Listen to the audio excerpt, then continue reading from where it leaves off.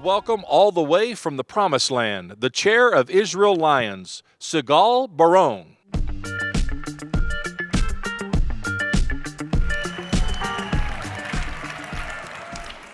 Shalom, hi. I believe that together we can help solve the issue we just learned from Asha. And that's exactly why I'm here today, along with a rather large Israeli delegation of 37 women who came all the way from Israel. We have some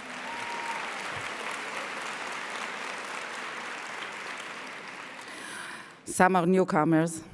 We are here to bring warm greetings from all 155 Israeli lion, your sisters in Israel. I want to also greet the lion who traveled here from 5 different countries: the US, Canada, Israel again, the UK, Mexico, and Guatemala. Together, we make this a truly international Line of Judah conference. Although we each have our own unique history and point of view, we are strongly connected. Yes, we are one big family. We are all one people. But we are also connected by our work in a world that is in need of repair. We build strong community, we increase kindness, and we are bold in our mission to make things better. As Rabbi נחמן of Breslov said, כל העולם כולו גשר צר מאוד. The world is a very narrow bridge, והעיקר לא לפחד כלל. But the main thing is not to be afraid. That is what we all about. This is my 4th and last year as a chair, and I must tell you that I wake up every morning with the same excitement as I had in the beginning. It is a mission that is very dear to me, community service, and in particular, women philanthropy. It was passed down to me by my parents, who taught me to give of my time and my resources to help the community. Now it is my turn to be a role model for my children who are already on their way and are engaged in social responsibility and philanthropy. I am proud to be part of this international women movement and believe we have to do as much as we can to extend the power of Jewish women worldwide. It is in this way that we can, excuse me, let's run fast. Shall I switch to Hebrew now? It is in this way that we can best fulfill our mutual responsibility for our communities, our people, and our world. We Israelis often say, what you see from here, you can't see from there. When your position changes, you get insight into realities you couldn't see before. It may even cause you to adopt a surprisingly different approach to solving really those problems. Becky Caspi, JFNA Senior Vice President for Israel and Overseas, the Director General of the Israeli Office, and above all, my friend, and a proud Israeli lion will help us to see things a little differently today with the help of 3 phenomenal Israeli women. Please join me in welcoming Becky Caspi to the stage.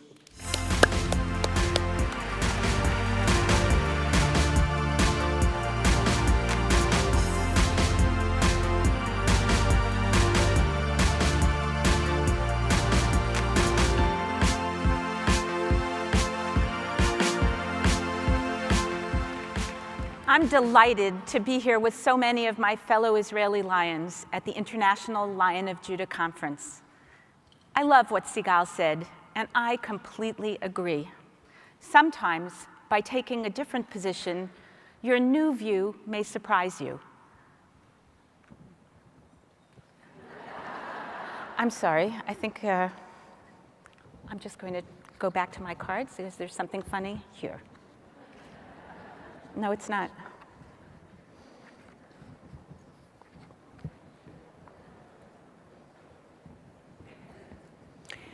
Many of you have been to Israel too many times to count. Your kids have gone on birthright. As dedicated Federation supporters, you see Israel through the lens of your community. You've got friends and family who live in Israel. You know Israel, right? This afternoon, I invite you to see Israel from a new perspective, through the eyes of women who live there. Perhaps their viewpoints will get us thinking a little differently, maybe make us uncomfortable, maybe even surprise us. Today, we'll meet 3 amazing social change leaders who try to see from the other's perspective every single day. Professionally, these women are comfortable being uncomfortable, trying to think at least as much about the other as they think about themselves in order to advance the causes they believe in. They've come all the way from Israel to be here with us. Please give them a warm welcome to the stage. Suzanne Pat Benvenisti, Meredith Mishkin Rothbart, and Ricky Shapiro Rosenberg.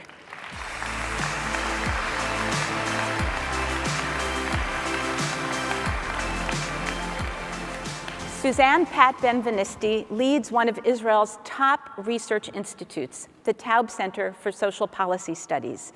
She's got academic creds from Barnard College and Harvard's Kennedy School. Meredith Mishkin Rothbart graduated from the University of Pittsburgh, made Aliyah, and served as an officer in the IDF. After completing her military service, she shifted into peace building, most recently working to build interfaith communities in Jerusalem. And finally, we have Ricky Shapiro Rosenberg, a feminist, Orthodox activist who uses her skills as an attorney to fight for religious pluralism. Ricky is a board member of Women of the Wall and works at the Reform Movement's Israel Religious Action Center.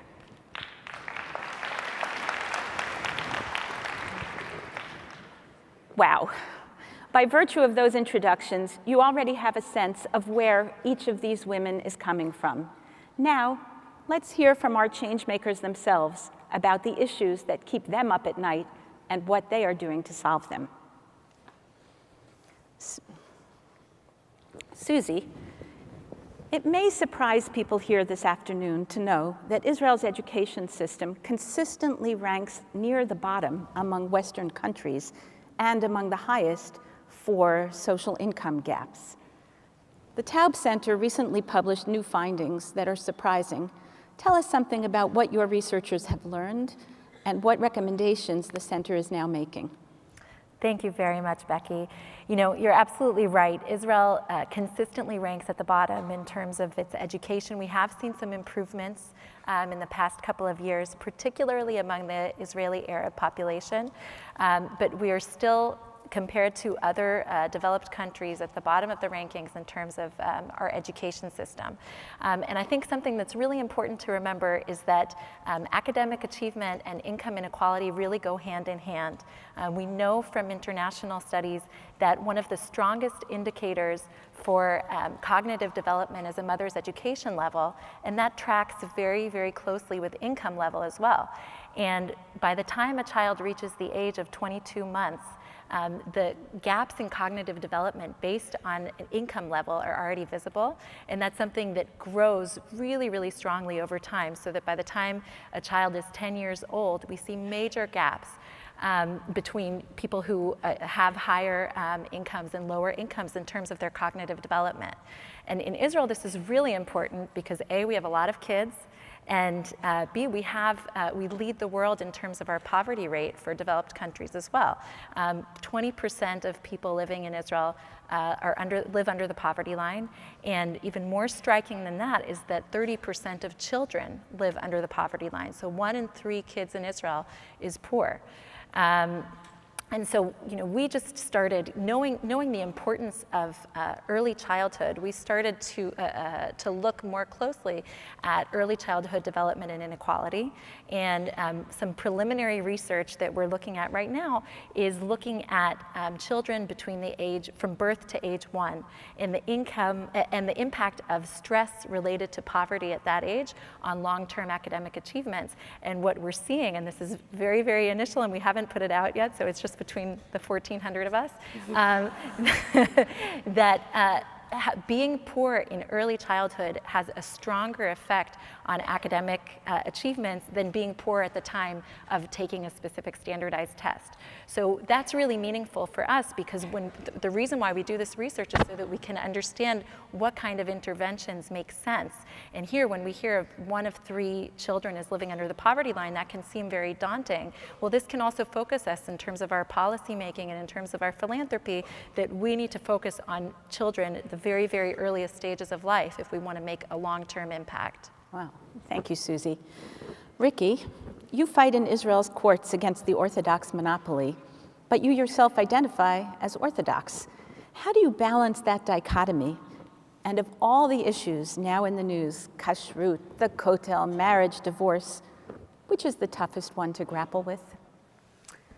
Okay, so I grew up in a Zionist Orthodox family, and of course the chief rabbinate from my parents look the perfect thing for Israel, like as a modern state that provide for religious people a way to live and get all the services. But when I started to work and volunteer as a feminist or Orthodox, I very quick find that many women are suffering from this monopoly. And many cases of women that could not get a get from the rabbinical court, and women that suffered from violence and nobody helped them, and women that has to don't have the custody of their children, and so how all their properties gone through this process in the rabbinical court. I very soon understand that this monopoly really hurt women Orthodox, the same as it hurt members of a conservative community or reform community.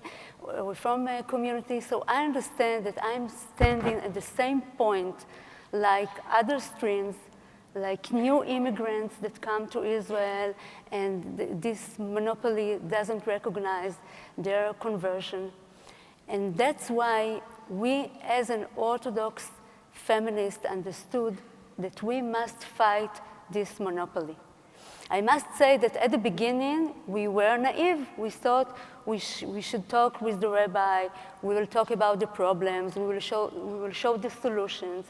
But very soon, we understand that this is a patriarch story, and they don't want to lose their control over all the people. And that's why I think in Israel, the Orthodox feminist was the first to understand that we must fight this monopoly. And about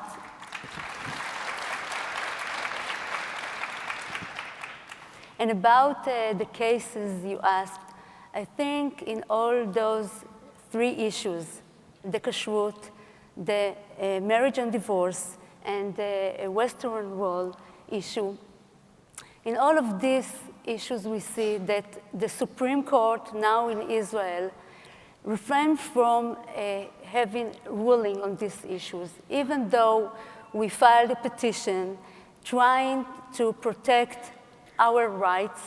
The Supreme Court must protect its status now in Israel. And that's why all the struggles are in the public arena. And in marriage and divorce, we see a very interesting process, even though we cannot change the law right now, because the Orthodox parties, the ultra-Orthodox parties, wouldn't let us have a civil marriage law. We see many couples in Israel that doesn't get married through the Rabbanut, and they become a common law married. And this is a revolution that's starting from the bottom up, and I think it's very optimistic. About the kashrut, we also see a progress because we did succeed to have a Supreme Court ruling saying that restaurants can have their rules and show the rules to all the customers, and the customers can rely on them. And even though they don't have a kashrut certificate from the Rabbanut, they can still say what they're ruling they are keeping. And we see many customers right now, Orthodox customers, that rely on these restaurants because they understand that this is the way to change the situation. So you see the Israeli street speaking for change. Yeah, Thank you. Thank you. Meredith, Jerusalem acts as a powder keg issue for folks on all sides of the political debate in Israel and for the Palestinians. Last year, in 2018, we saw the U.S. Embassy move to Jerusalem, and we also saw major cuts to U.S. foreign aid to the region. What are these changes doing? What do they mean for the peace-building community?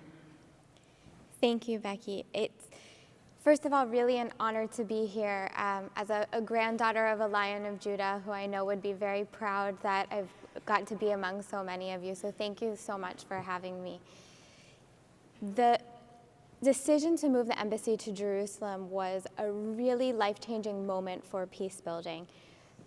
As somebody who's been working in this field for the last 10 years in a variety of organizations, never have I come across a situation that actually really divided the Israelis and the Palestinians on this issue.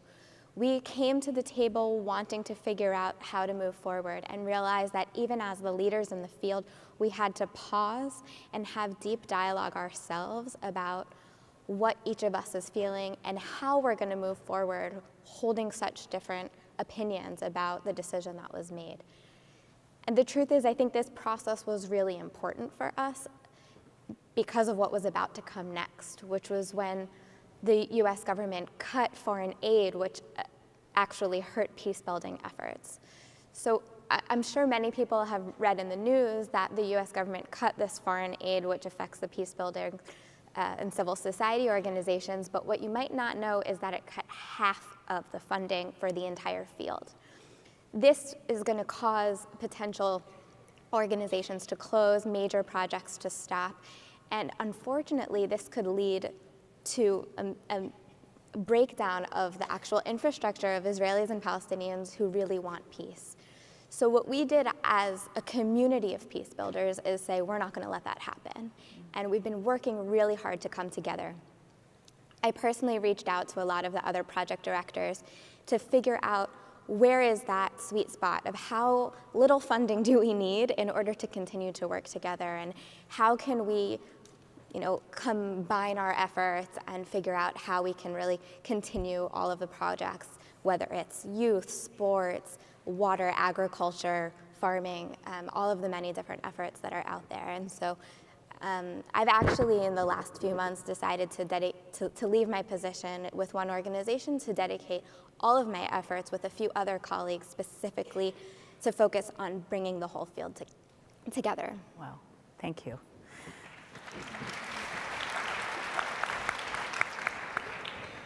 Ricky, I'm going to ask you a pretty tough question. You've been in the trenches for a while, and you keep at it. But success in the religious pluralism field in Israel is sometimes a little bit hard to grasp. So in just 2 minutes, can you tell us, in a time when outright victory may not even be possible, what does success look like when it comes to religion and state in Israel? Okay, so I want to give you 2 examples for the last years of 2, I think, great victories of us. The first one concerned about petition we filed against Kol Barama, which is ultra-Orthodox radio station in Israel that didn't let women speak at the station, either as broadcasters or as listeners. And many women called the Kolech, which is an Orthodox feminist organization in Israel, and complain about it. And we decided to file a representative suit against the Kol Barama. And of course, the women themselves, they couldn't let themselves do it because the community will attack them. So Kolech represented them. And finally, the Supreme Court recognized the fact that the women couldn't speak at the radio station as a discrimination. And the most important step, I think, that the organization Kolech was recognized by the Supreme Court as an organization that can represent the plaintiff. And this gave a voice for all the ultra-Orthodox women that cannot have a suit against their own community in the court, and the organization enabled them to speak out. And I must say that the court ruled the station to pay 1 million shekels for the women. And I think for the first time in Israel, we have a prize for women discrimination. Thank you. So this is a very important. Well, I'd say that's not just change, that's change with real performance metrics, so thank you. Meredith, I read your resume. It says that you speak 3 languages, English, Hebrew, and Arabic. Now, a change in the status of the Arabic language was one of the most controversial aspects of last year's nation-state bill. Most of the people here have read or heard about the law. They've heard about it in English. What is different in how it's being talked about and viewed in, and by definition, how people feel about it in the other communities? Thanks, Becky. I think the whole issue of language is a really important topic, especially when we're speaking about peace building. And the different communities throughout Israel and the West Bank, Gaza, obviously have responded to the nation-state law differently. Now, in the communities where I'm working, where most of the Palestinians are not Israeli citizens, the law didn't affect them directly.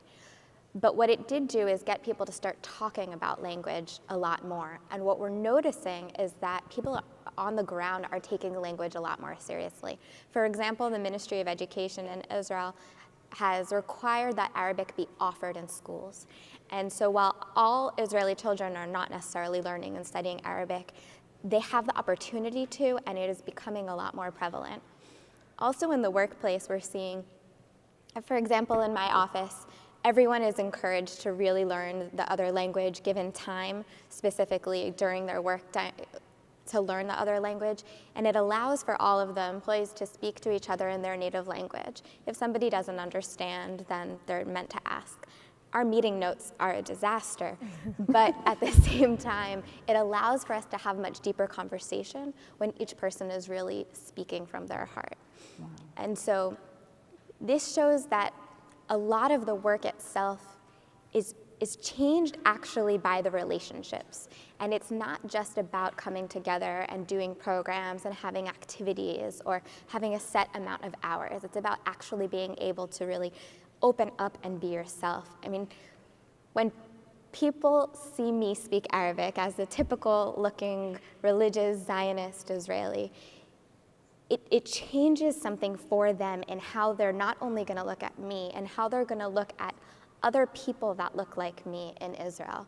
And I think these steps are really important. Thank you. Susie, we're going to do a speed drill down with you on a subject near and dear to many people in this room, and that's the question of STEM education for girls.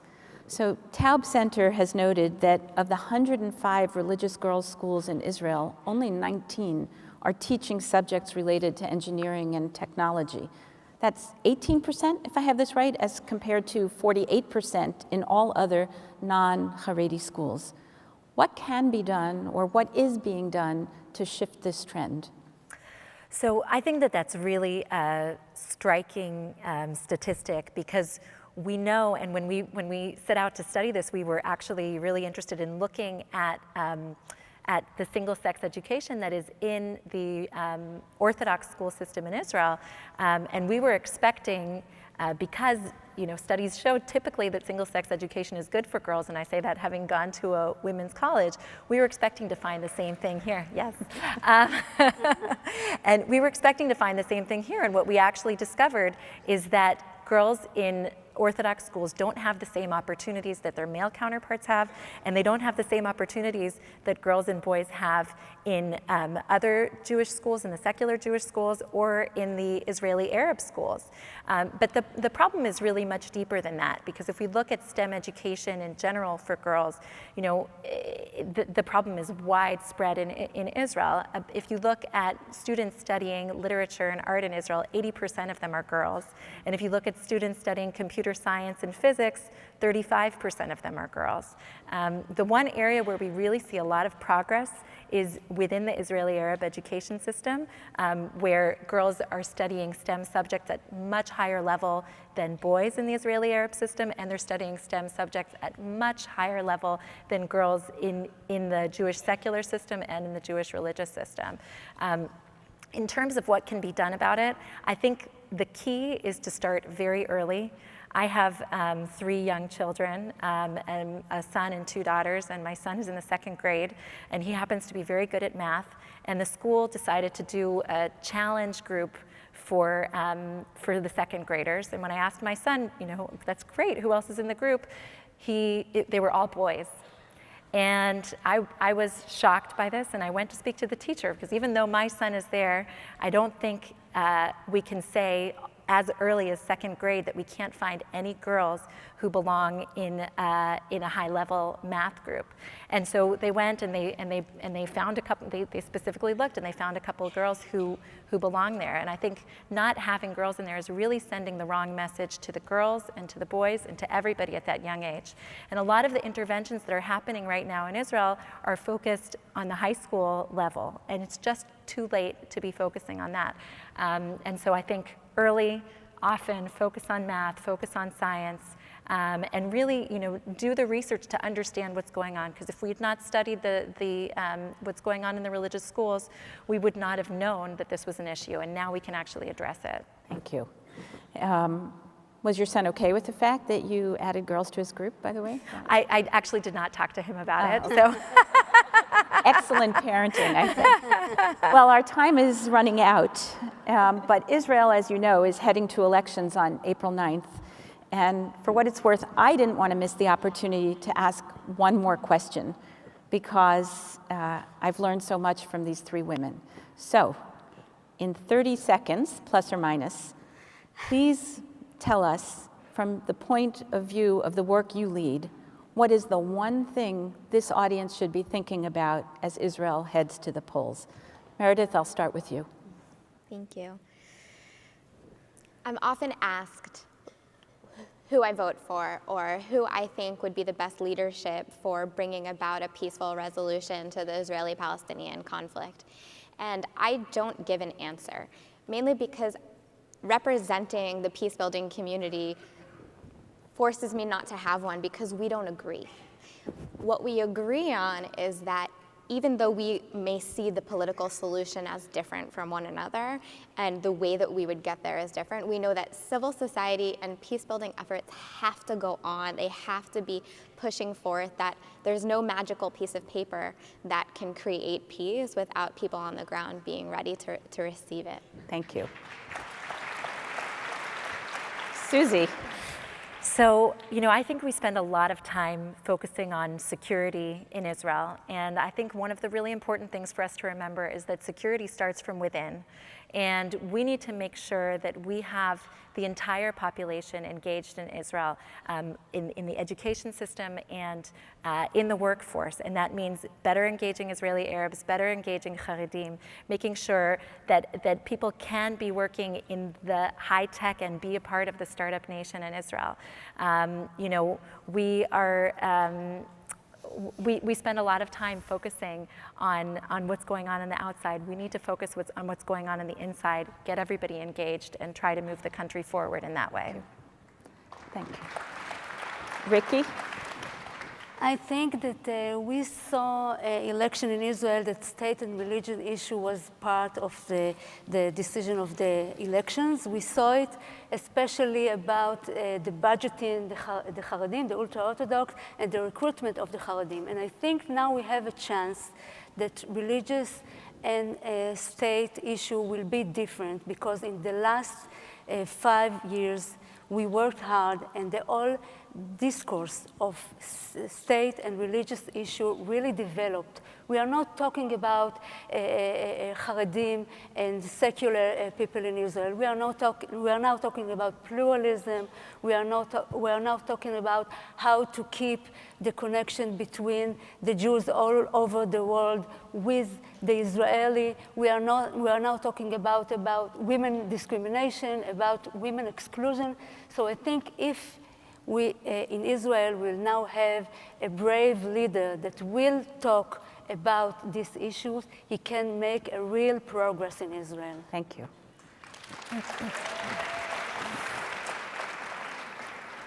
Focusing on the other isn't always easy, but we have a responsibility to try. As women working to drive change and improve the world, we recognize that we may not be able to achieve everything. But when we look out, over and across, it changes how we respond and how we act, and it helps build the future that we want to bring about. Please help me thank our wonderful speakers, Susie Pat Benvenisti, Meredith Mishkin Rothbart, and Ricky Shapiro Rosenberg, for helping us to see the value in striving to do that. Have a wonderful evening. Thank you.